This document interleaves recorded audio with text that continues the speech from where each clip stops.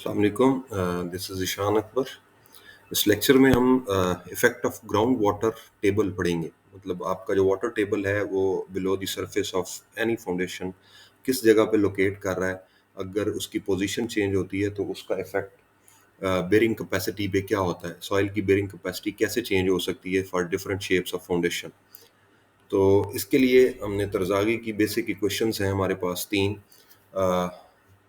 तरज़ागी ने strip foundation के लिए अलहदा से अलहदा से फार्मूला डेवलप किया, स्क्वायर फाउंडेशन के लिए अलहदा से और सर्कुलर फाउंडेशन के लिए अलहदा से। तो यहाँ पे आपको सी प्राइम एक फैक्टर नज़र आ रहा है, that this is the cohesion of the soil. ये तीनों इक्वेशंस में आपको नज़र आएगा। अगर कोई सॉइल कोहेजन लेस है तो उसमें ये सारी जो टर्म्स हैं ये ज़ीरो हो जाएंगी फर्स्ट टर्म्स तीनों इक्वेशंस के अंदर। तो डिपेंड करता है कि आप कौन सी फाउंडेशन यूज़ कर रहे हैं।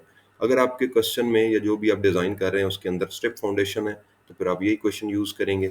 स्क्वायर फाउंडेशन है तो फिर यही क्वेश्चन, और सर्कुलर फाउंडेशन है तो फिर यही क्वेश्चन। अब सी फिक्स है, गिवन होता है। एन सी ये आप टेबल से देखते हैं 6.1 है, ब्राजा इमदास की बुक का टेबल नंबर 6.1 है। उससे देखते हैं तरज़ागी बेरिंग कैपेसिटी फैक्टर है ये।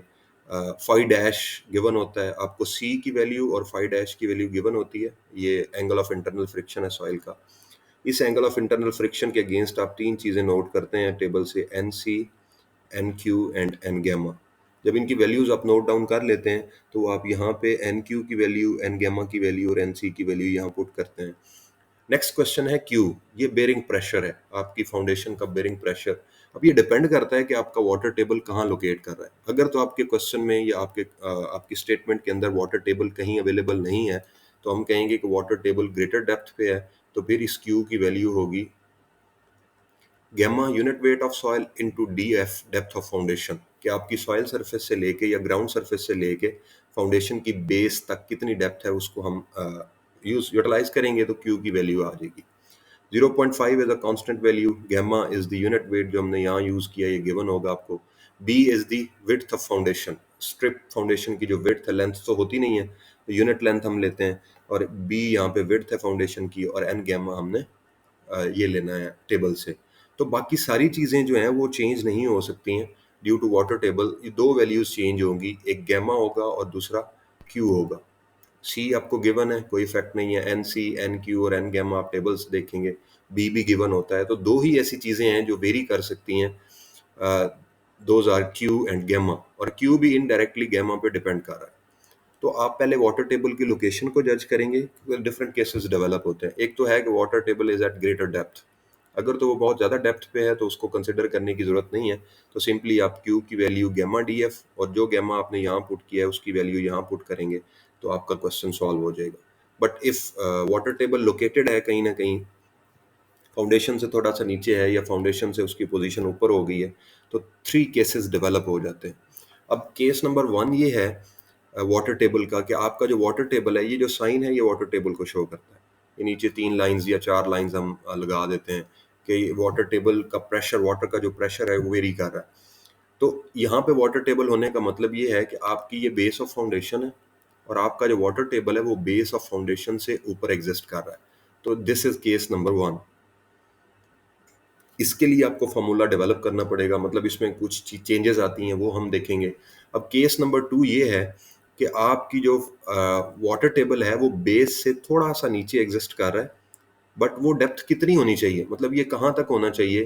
कंडीशन ये है कि D should be less than or equal to B, कि आपकी जो जो विड्थ है फाउंडेशन की, वाटर टेबल आपकी बेस से इस बी से या तो इक्वल है या इससे कम है। अगर ये लोकेशन है, मीन लेट अस से बी किसी फाउंडेशन का 2 मीटर है, तो वाटर टेबल की जो डेप्थ है अगर तो 1.5 मीटर है या 2 मीटर भी है, तो फिर आप इसको कंसिडर करेंगे कि ये केस 2 है। और अगर ये 2.1 मीटर भी हो जाती है तो फिर आप देखेंगे कि ये D is greater than B हो चुका है, कि डेप्थ ऑफ वाटर टेबल इससे नीचे चली गई है। तो अब इस कंडीशन के अंदर आपका केस 1 भी अप्लाई नहीं होता, केस 2 भी अप्लाई नहीं होता, then we will apply the case number 3। और वो केस नंबर 3 ये है कि आप सिंपली ये फार्मूला यूज़ करें और इनके अंदर क्यू की वैल्यू गैमा डी एफ और गैमा की वैल्यू ओरिजिनली यूज़ करेंगे जो गिवन। तो इक्वेशन एज सच जैसे हैं इसी अवेलेबल फॉर्म के अंदर आप उन्हें अप्लाई कर देंगे। अब केस नंबर 1 क्या कहता है कि water table is above the base of foundation. कि ये वाला सिनेरियो बन रहा है कि आपकी फाउंडेशन यहाँ पे है, लेकिन आपका जो वाटर टेबल है ये इस फाउंडेशन बेस से ऊपर है। अब वो कितना ऊपर है, that distance is known as D2, और वो सरफेस से कितना नीचे है, that distance is known as D1। तो इनको आप नॉमिनेट कर लेंगे, D1 और D2 को।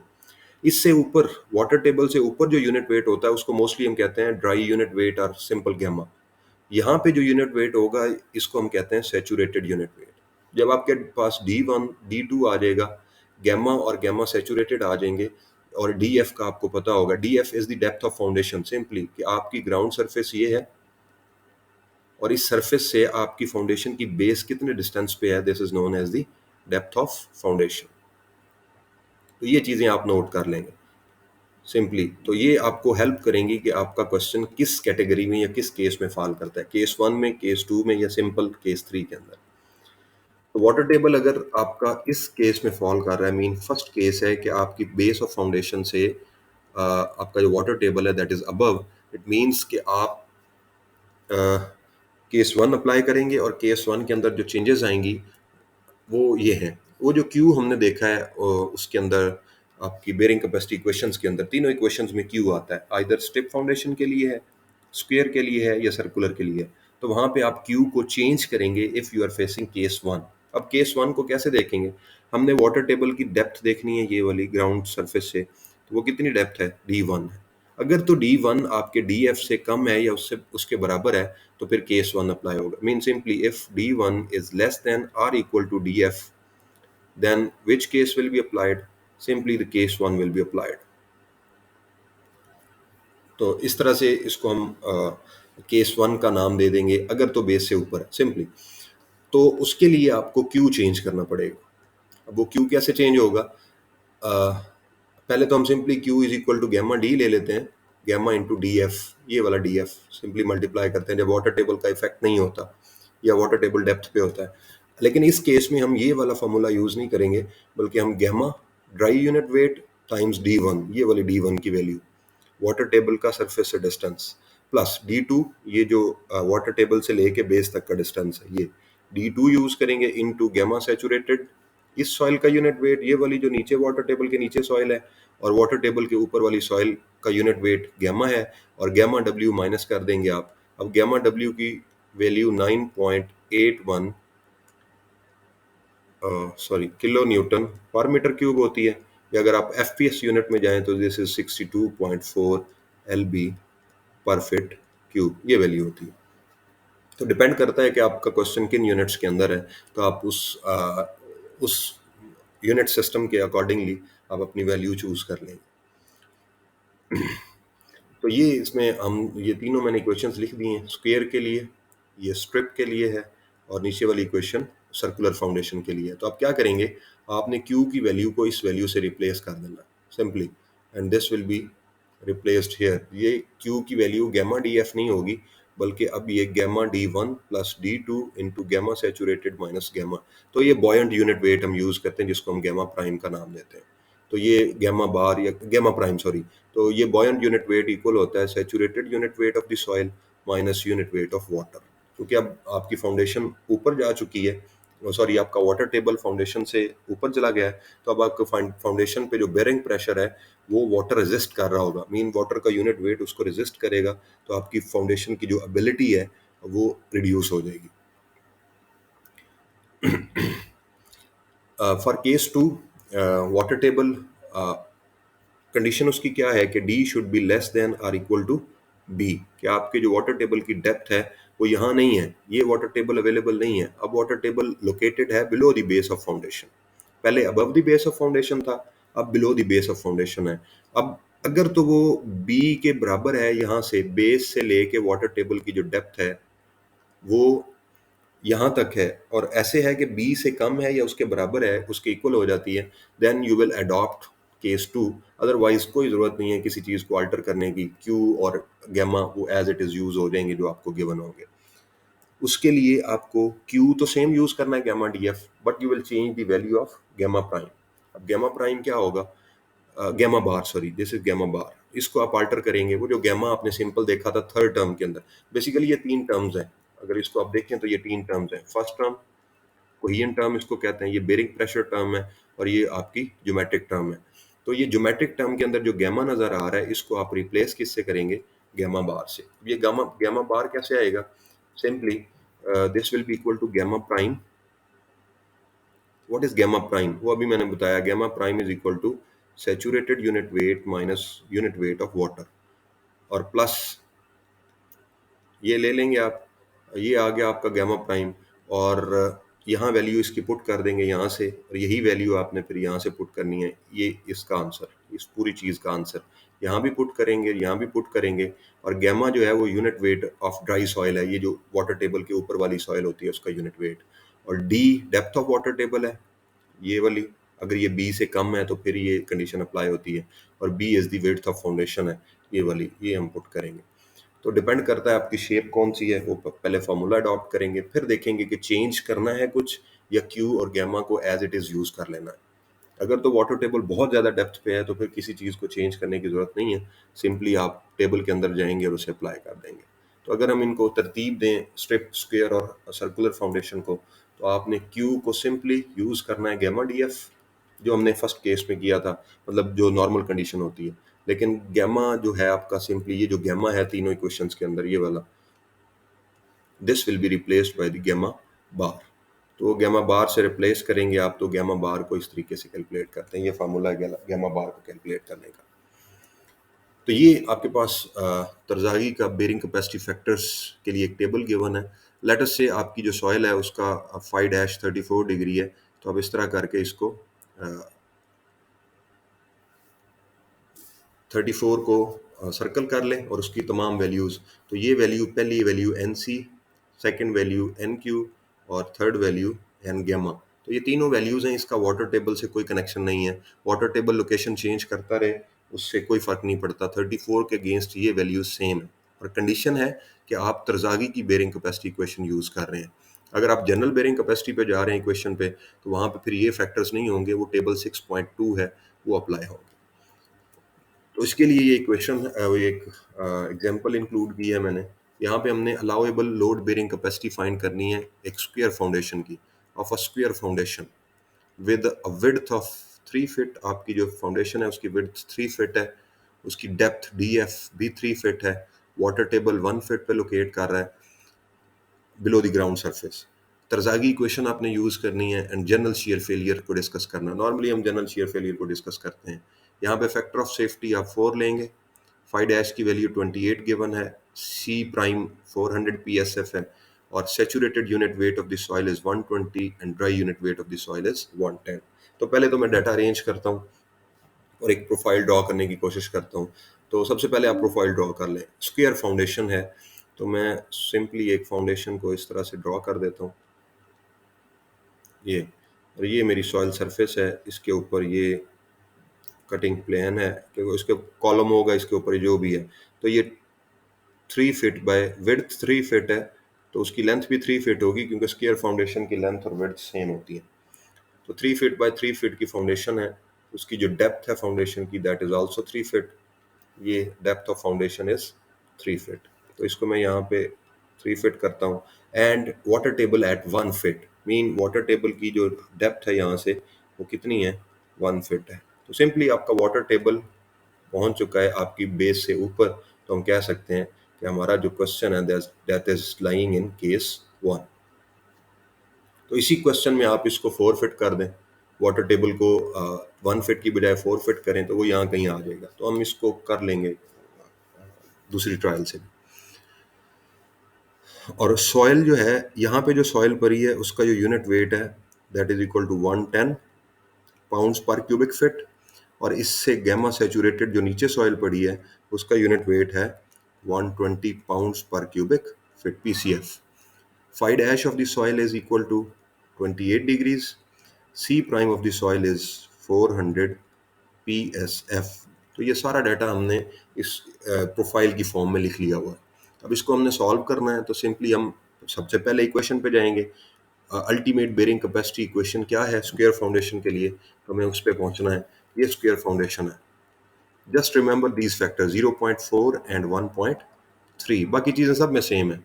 तो स्क्वायर फाउंडेशन के लिए 1.3 और 0.4 तो मैं यहाँ पे उसको देख लेता हूँ।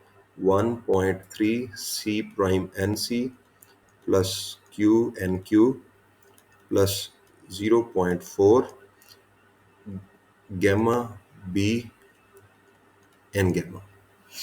तो सबसे पहले आप जीरो से स्टार्ट करें फर्स्ट टर्म से और देखते जाएं जो जो आपको वैल्यू रिक्वायर्ड है वो करते जाएं, but keep in mind the case one. अब केस वन के अंदर हम जाते हैं कि हमें किस चीज़ को अल्टर करना था। केस वन के अंदर ये केस वन है, इसमें सिर्फ आपने क्यू को चेंज करना है और गैमा जो है वो आपका गैमा प्राइम, मतलब वो बॉयंट यूनिट वेट यूज हो जाएगा सिंपली। यहाँ पे वो बताया नहीं है, यस उसको हम बॉयंट यूनिट वेट यूज करते होते हैं जो गैमा की जगह पे। तो that will be gamma prime equal to gamma minus gamma W, gamma saturated minus gamma water, इसको यूज कर लेते हैं। तो इस तरह से ये आपका क्वेश्चन, तो आप गैमा की जगह पे ये वैल्यू यूज करेंगे गैमा प्राइम की, ये वाली वैल्यू, क्योंकि वाटर आपकी बेस के पास पहुंचा हुआ है तो गैमा की वैल्यू को आप इससे रिप्लेस कर देंगे सिंपली। तो हमें क्यू फाइंड करना है इस फार्मूले से और गैमा प्राइम फाइंड करना है इस फार्मूले से। तो हम सिंपली मूव करते हैं अपनी एग्जांपल की जाने। तो पहले क्यू फाइंड करें। What is Q? That is gamma D one plus D two into gamma saturated minus gamma W. तो यहाँ पे देखें डी वन क्या है, डी वन ये है सरफेस से लेके वाटर टेबल तक का distance, this is D one. D two क्या है, वाटर टेबल से लेके बेस तक का distance, this is D two. अब ये अगर 1 फीट है तो टोटल 3 फीट में से माइनस करेंगे तो this will be 2 feet, this will be 1 feet. तो इसको यूज कर लें आप। Q is equal to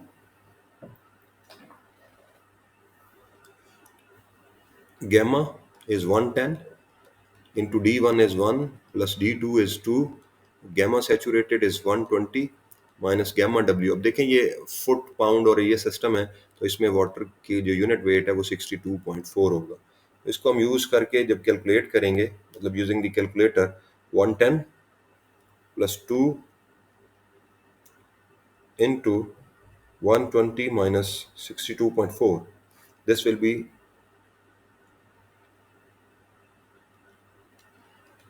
225.2 PSF pounds पर स्क्वायर फीट। देखिए इसका यूनिट PCF है, LB पर फिट क्यूब, और ये फिट से मल्टीप्लाई होगा तो ये इससे डिडक्ट हो जाएगा तो ये LB पर फिट स्क्वायर बचेगा, यहाँ पे स्क्वायर बच जाएगा तो उसको PSF कहते हैं, पाउंड्स स्क्वायर फिट, पाउंड्स पर स्क्वायर फिट। तो आपके पास Q आ गया। अब आपने गैमा प्राइम फाइंड करना है, that is equal to gamma saturated minus gamma W. Gamma saturated हमारे पास 120 है एंड दिस इज 62.4। तो इससे आप answer 120 minus 62.4, sorry that is 57.6, 57.6 इसका यूनिट भी, इसका PCF यूनिट होगा क्योंकि यूनिट वेट में से यूनिट वेट माइनस हो रहा है तो उसका यूनिट सेम रहेगा। तो ये दो चीज़ें हमने अल्टर करनी थी इन केस वन, वो हमने कर ली हैं अल्टर, दोनों चेंज हो गई। केस टू के अंदर सिर्फ एक चीज़ चेंज होती है वो गैमा है, और केस थ्री के अंदर कुछ भी चेंज नहीं होता, एज इट इज़ जो वैल्यूज़ थी, और एक ही यूनिट वेट होगा उसमें, फिर दो यूनिट वेट्स नहीं होंगे। इस इन वैल्यूज़ को यूज़ कर लें। सी प्राइम की वैल्यू हमारे पास 400 है, एन सी की, एन क्यू की और एन गैमा की वैल्यू हमने टेबल से लेनी है। तो आपका जो फाइव डैश की value that is 28, this is 31.61, 17.81 और 13.7। तो 31.61 है तो मैं यहाँ पे डायरेक्टली पुट करता हूँ q u is equal to 1.3 into 400 PSF। N c की value 31.61 plus Q is 225.2 into n q की वैल्यू टेबल से देखेंगे that is 17.81 and again 0.4 times gamma. अब ये गैमा हमने रिप्लेस करना है गैमा प्राइम से। गैमा प्राइम कितना है हमारे पास, 57.6, इसको 110 नहीं यूज कर सकते आप, into what is B, that is 3 feet, ये बी इसका विड्थ जो है वो 3 फीट है, times N C N gamma की वैल्यू देखें, दैट इज 13.70, 13.70। आप इससे क्यू यू कैलकुलेट कर लें। 1.3 times 400 times 31.61 plus 225.2 times 17.81 plus 0.4 times 57.6 multiply by 3 multiply by 13.7. This will be 21,395 PSF। अब यहाँ पे प्रॉब्लम है कि ये अल्टीमेट बेरिंग कैपेसिटी है, हमें क्या चाहिए? Allowable load bearing capacity of the pipe. Allowable load bearing capacity हमने फाइंड करनी है, क्यू ए। तो allowable load bearing capacity ultimate over factor of safety के इक्वल होती है। तो अल्टीमेट कितनी है? 21,395 PSF, और divide by factor of safety हमें गिवन है 4, तो हम इस पे डिवाइड कर देंगे। This will be equal to